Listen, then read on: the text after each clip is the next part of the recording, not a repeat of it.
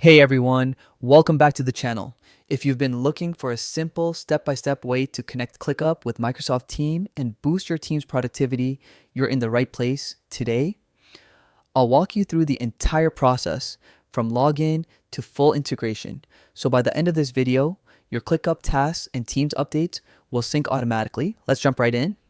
First, start by opening ClickUp and logging in with your registered email address. Make sure you enter the correct email. This is important because ClickUp won't let you move forward if the credentials don't match your account.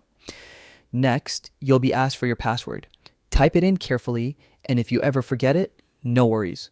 Just use the forgot password option to reset it.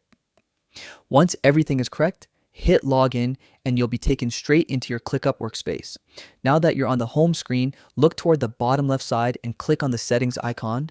The small gear symbol, this is where your customization tools live, along with all the integration options you'll need.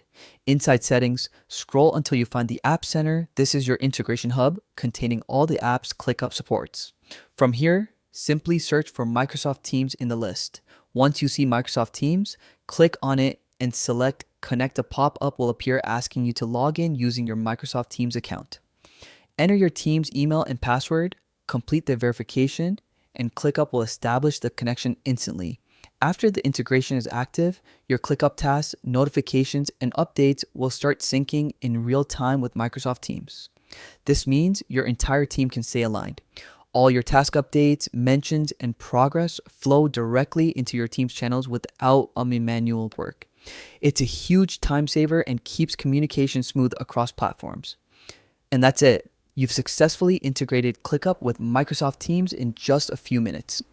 If you found this guide helpful, don't forget to like the video, subscribe for more productivity tutorials, and drop a comment if you want a deeper dive into ClickUp automations or Teams features. Thanks for watching, and I'll see you in the next one.